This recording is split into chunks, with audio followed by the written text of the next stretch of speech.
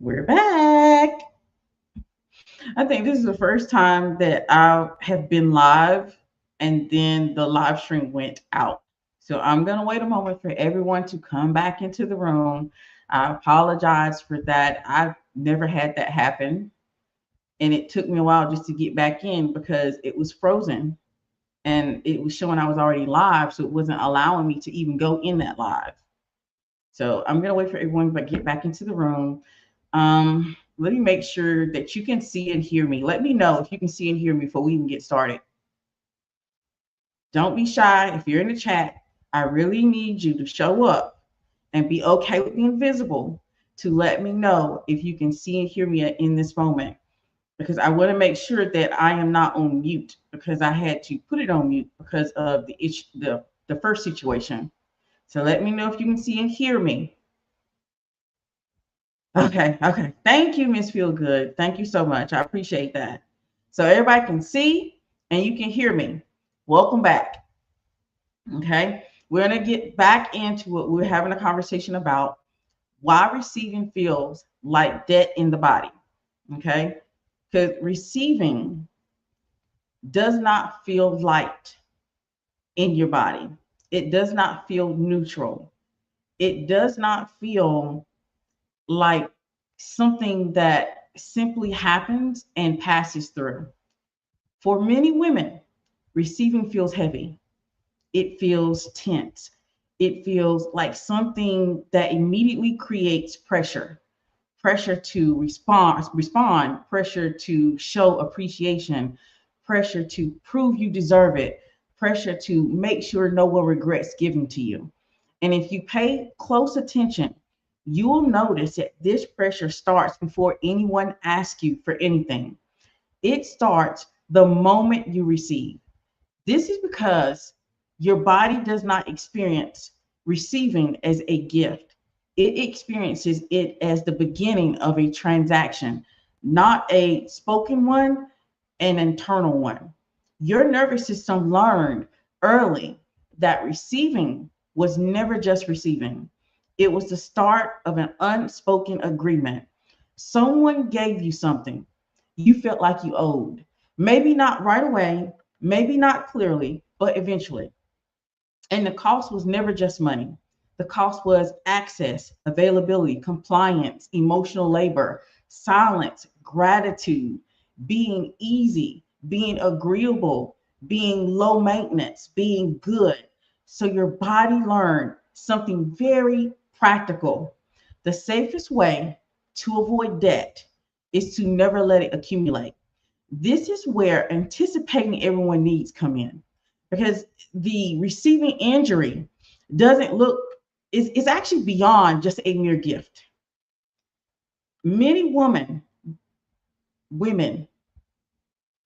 believe that they are thoughtful, intuitive, or nurturing, and most of that is true. But underneath, it is a nervous system strategy that says, if I stay ahead of what everyone wants, no one can surprise me with a bill later. Anticipation becomes protection. Over functioning becomes control, and control becomes a substitute for safety. For a long time, I did not believe that I had receiving receiving injury, because I am the girl who went on a first date and I was open to gifts. I was open to good time. I was open to things. So I didn't think of it. I have a receiving injury, that I have a receiving issue.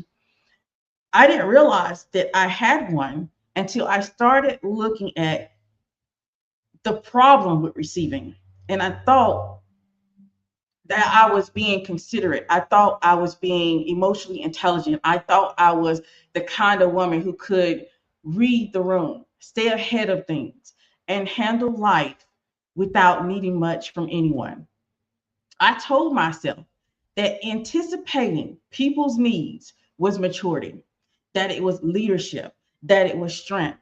What I didn't realize was that my body was doing math the entire time. So my body would be scanning the environment in order to make sure that I'm anticipating needs so that I can repay the debt before it's due. Receiving didn't feel neutral in my body. It never had.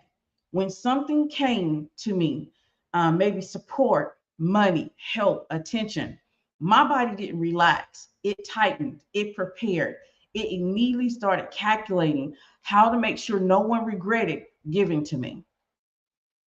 I didn't have the language for it back then, but now I see it clearly.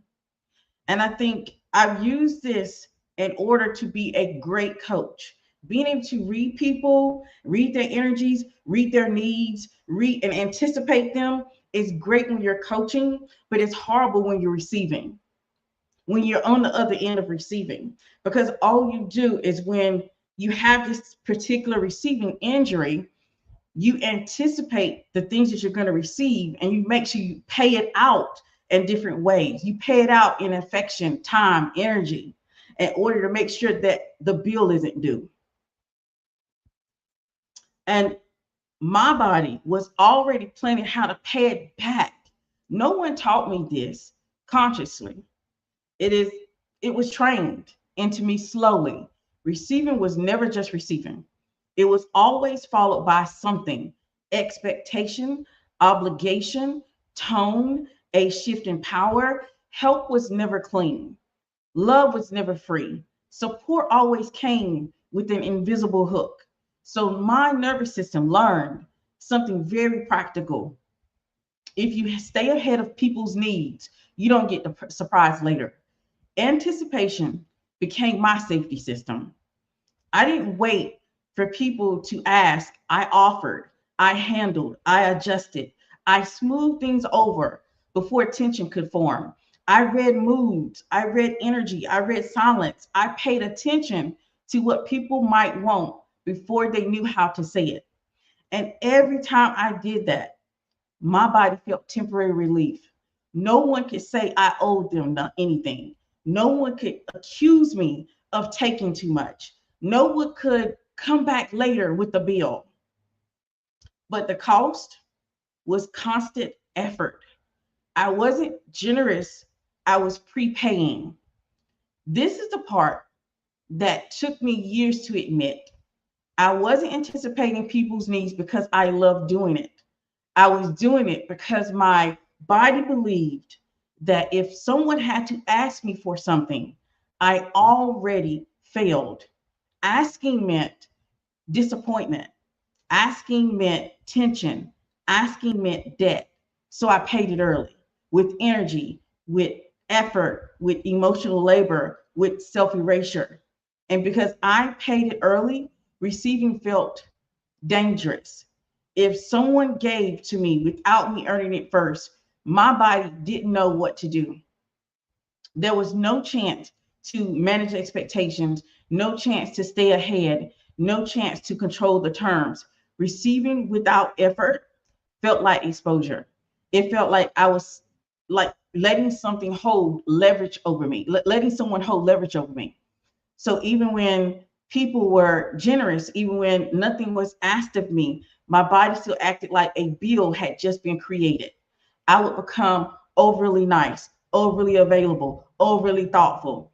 I would increase output, increase giving, increase emotional regulation, not because anyone demanded it, but because my nervous system believed I needed to balance the ledger.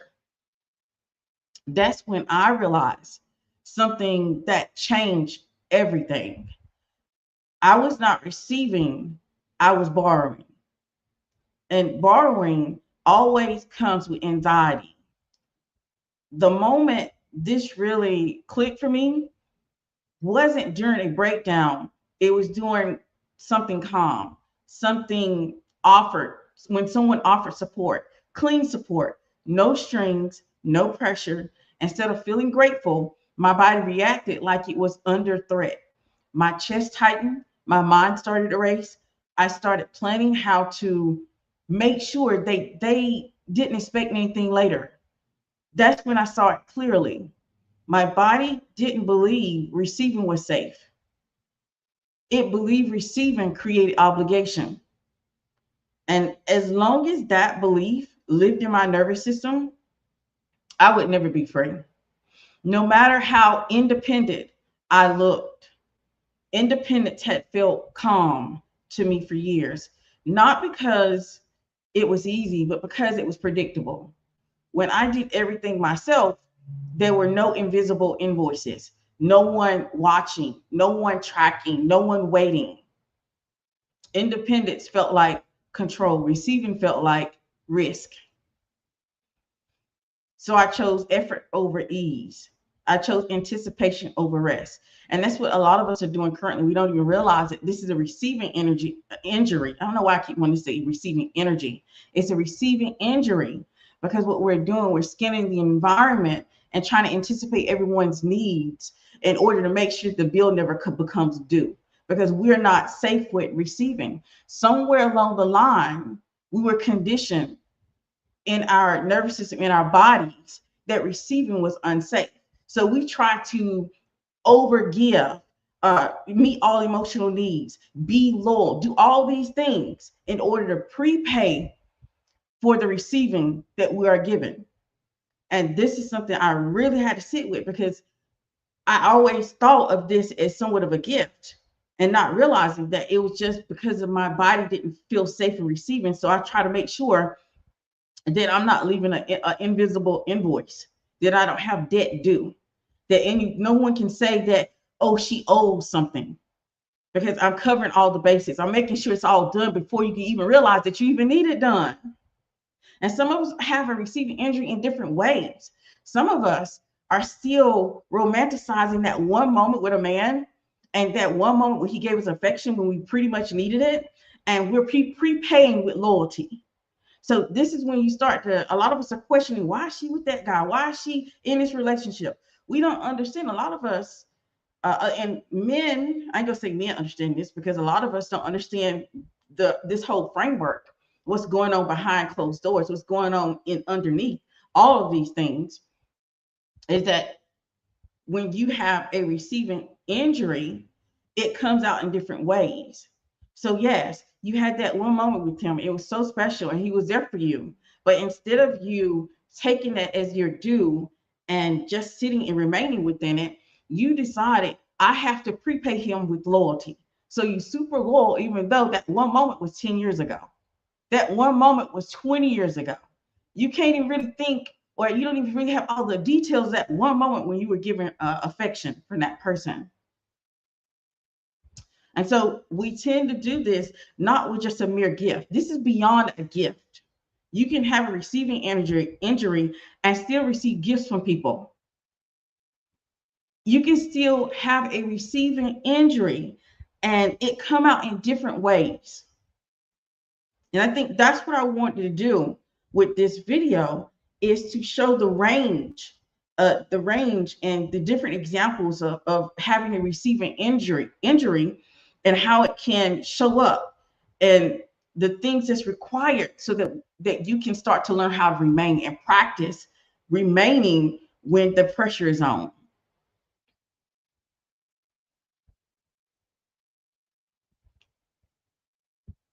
And I still believe being able to read people is a gift.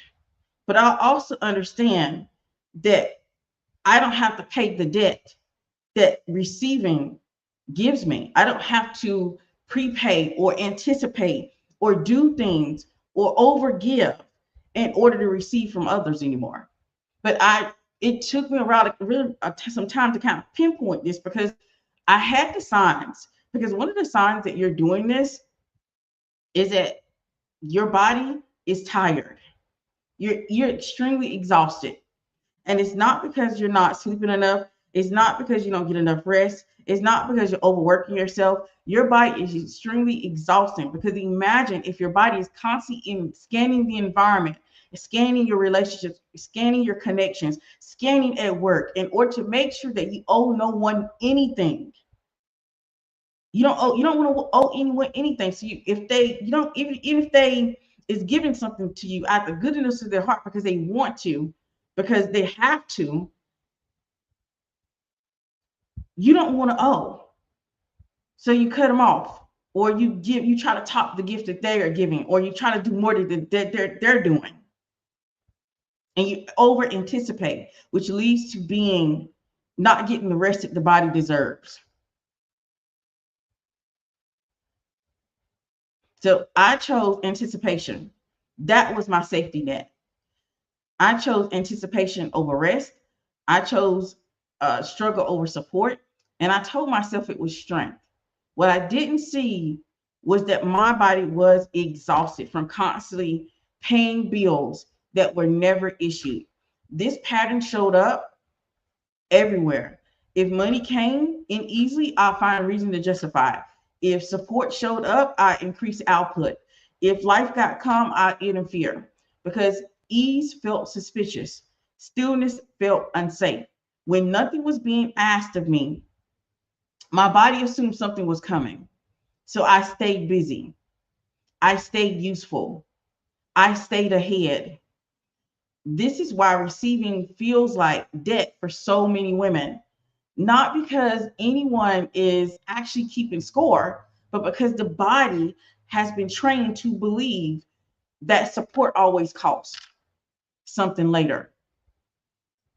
So someone gives you a compliment and it's genuine, but instead of you taking and receiving and standing within that compliment, you have to either give a compliment back, or you have to show your appreciation for the compliment, or you have to dismiss the compliment.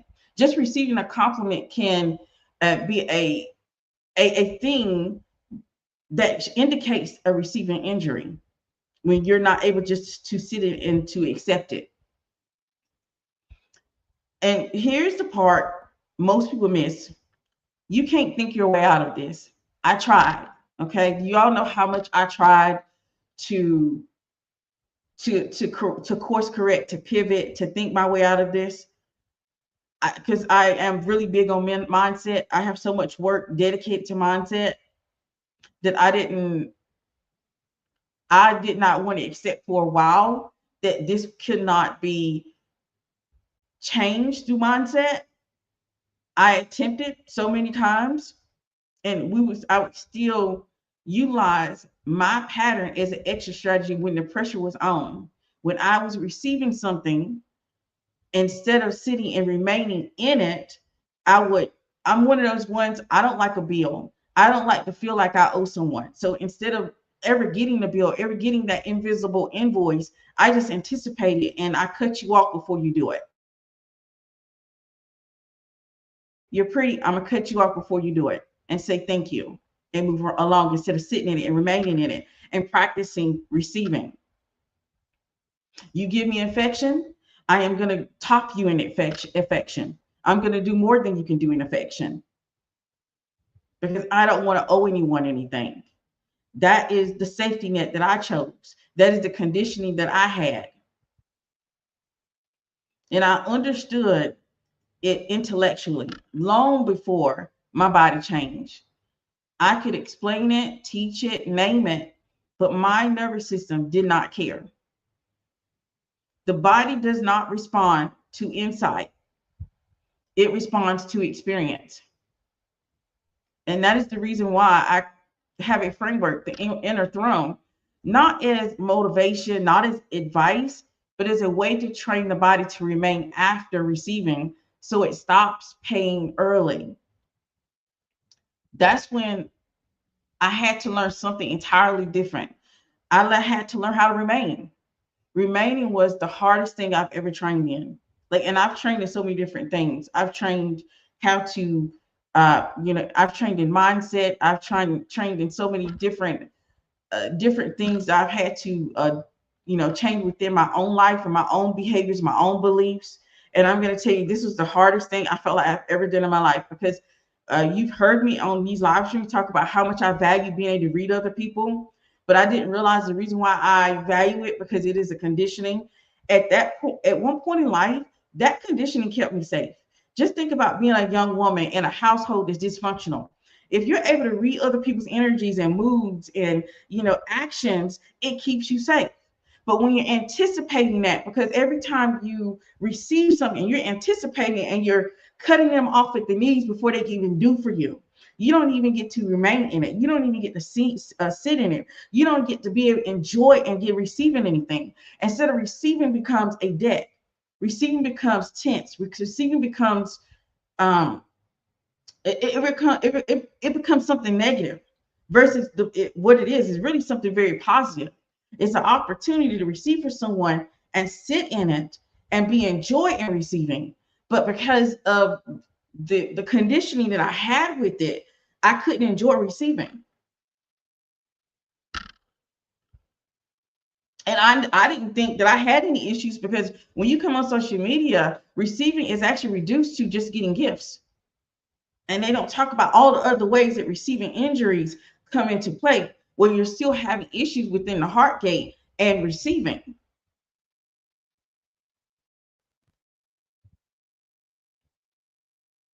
So this is the reason why sometimes we'll attach ourselves to people who don't bring value to our lives, because they poured into some affection or they gave us love in that moment.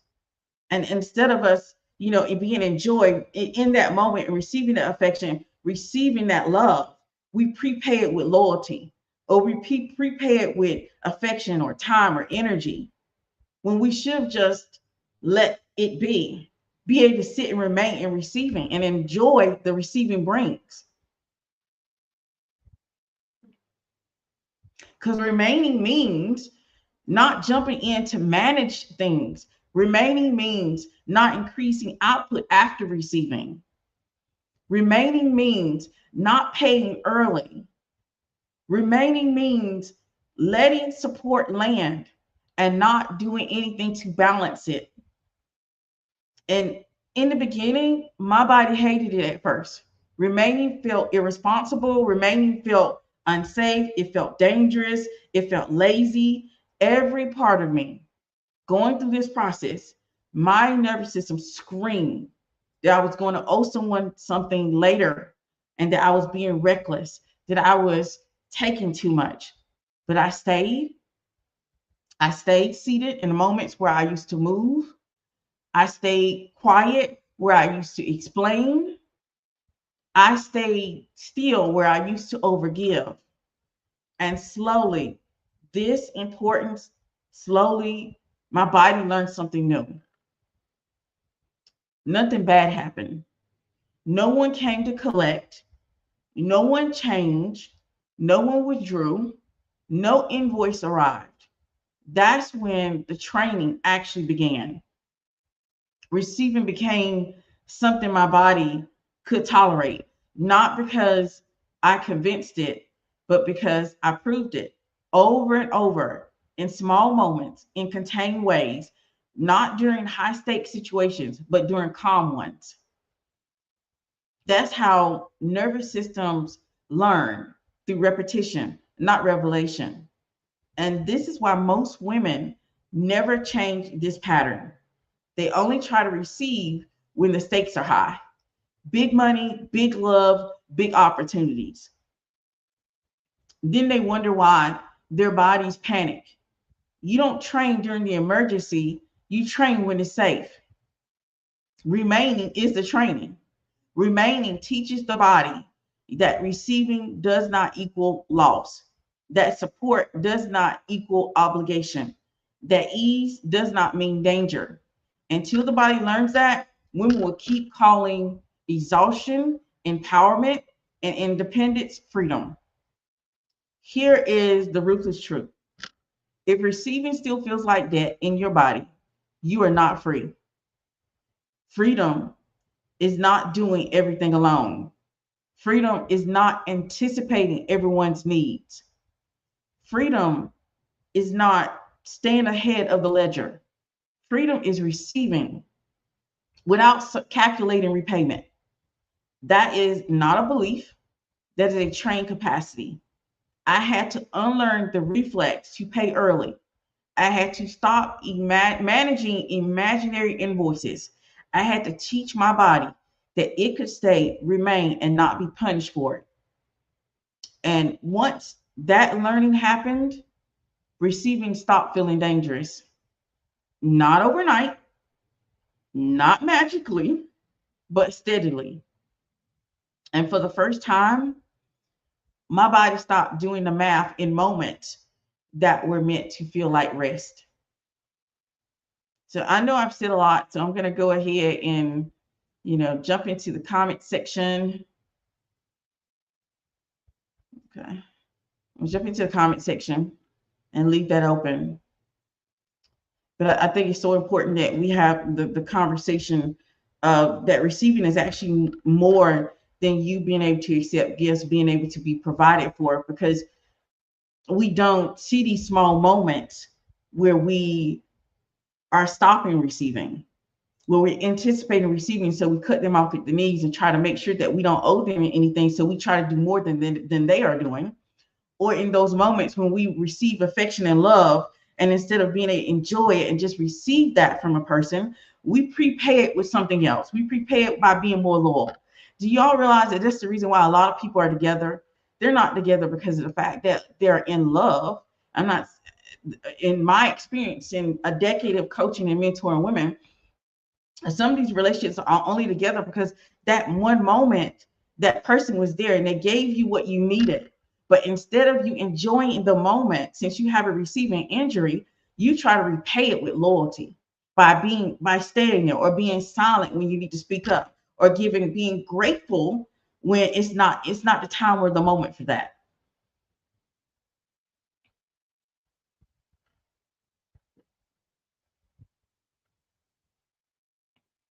I love the way you explain that. I can definitely see where I've done this.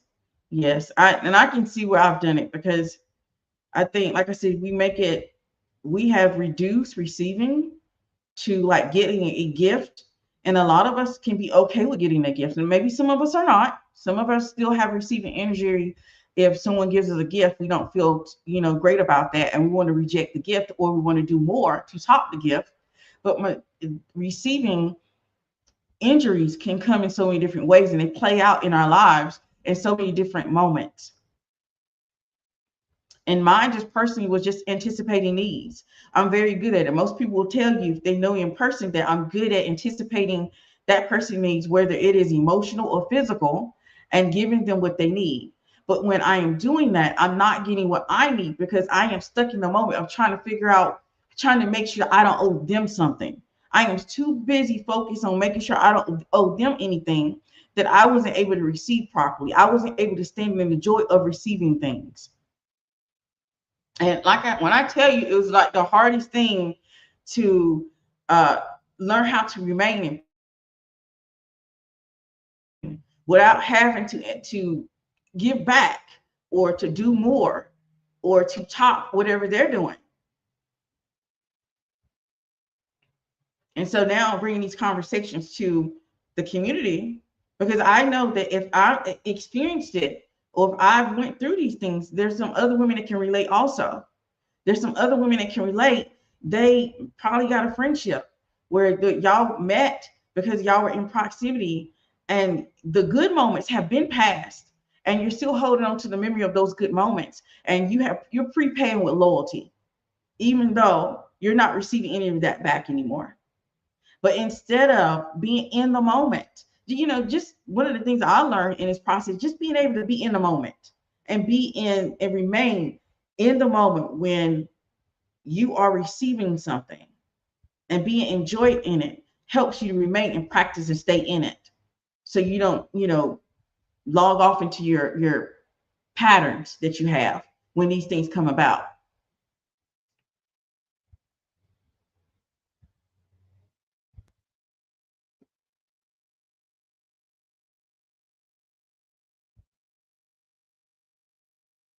And we do these in so many different ways. It could be something as little as someone gives us time. We think that they gave us time and they poured into us and they put so much energy into us. Then we try to prepay by giving more of our time. We try to make sure that we don't owe them anything. We're so adamant about not owing people something, not knowing that sometimes people are doing something very genuine. And even if they're not, that's not our problem. It's not our problem to just sit back and try to determine, are they genuine or are they not? When you learn to practice and remain in receiving, you start to disregard those type of conversations and questions. You accept what's in front of you and be present within it. And that is how you expand your capacities to receive more.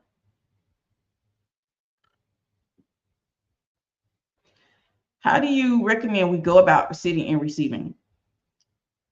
When you are receiving, you have to practice to remain in it. You have to practice to, basically, I call it sit on the throne.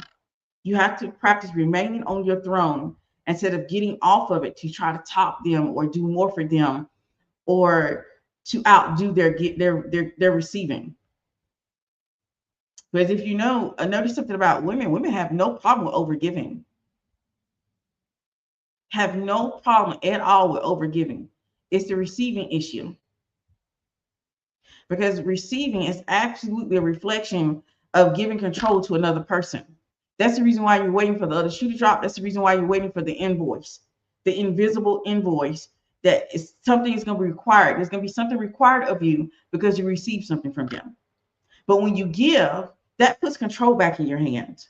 Now you just give. It's that dynamic that we have.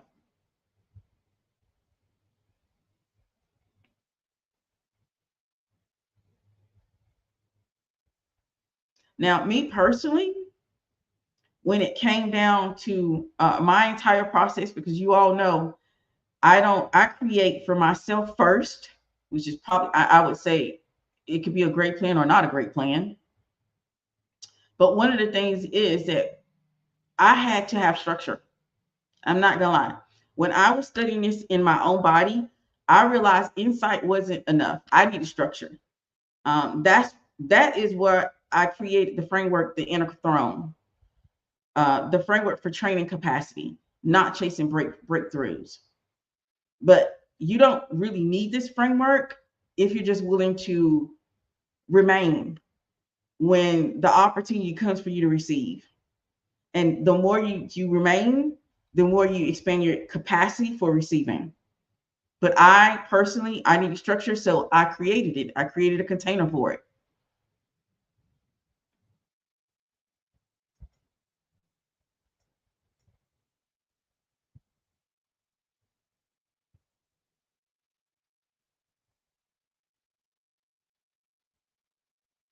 All right, so I'm gonna like give it a couple more minutes. If we have any other questions or anything you want to add to the chat, and I'm gonna get ready to close out.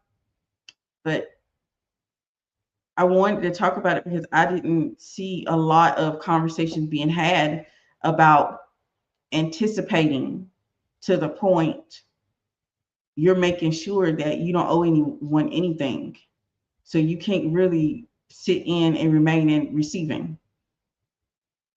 I haven't seen too much conversations about receiving injuries such as that. There's so much conversation about not being able to accept gifts and not being able to take things from men. But that was never my issue. Like I said, I'm that girl. I know how to take a gift. It's in other areas of receiving that I feel prey to. It's from other areas of receiving that I found that I needed to learn how to remain, and I needed structure to practice in. Because receiving is more than you getting a gift from a man. Receiving is more than you accepting money from a man. Receiving is absolutely more than him buying you clothes or paying for your bills. Receiving expands to so many different areas of life that we don't realize that we may have an issue with receiving.